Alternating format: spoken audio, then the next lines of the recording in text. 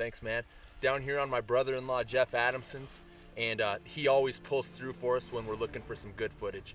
We've been out here all day hoofing through the Sandhills, and we've seen some coyotes. We got spotted once. It doesn't always pan out, but we got some great footage on this here set. And my man Keith here put another nice face shot on this, gave this coyote a Dixon special. We got a lot of awesome footage. This coyote was coming in. We had the decoy set up, and without that decoy, it was gonna be tough. I was skylined. These guys were proned out next to soap weeds, so he couldn't see them, but he knew something was up.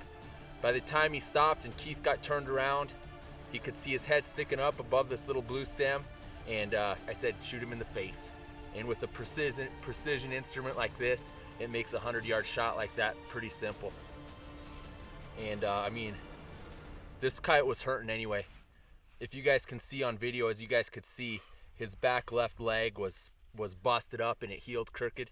And we did this coyote a favor. Cold weather, he was struggling, and he never felt a thing. Another thing that we're doing out here that we're basically pioneering the path to is predator hunting with suppressors. All of our weapons are equipped with cans, regardless of what we're hunting out here in South Dakota. And it's not just a benefit to your ears, to your hearing, as well as you know, the sound signature not carrying so far, or being able to tell where the initial shot came from.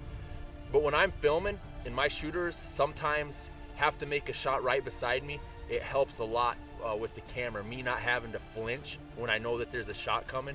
I mean, you were probably 4 feet behind me when you made that shot. But of course you were off to the south of me a couple feet too. Yeah. So I mean, it was clear. But just another benefit shooting with a suppressed weapon, especially when you're filming. And then there's always this.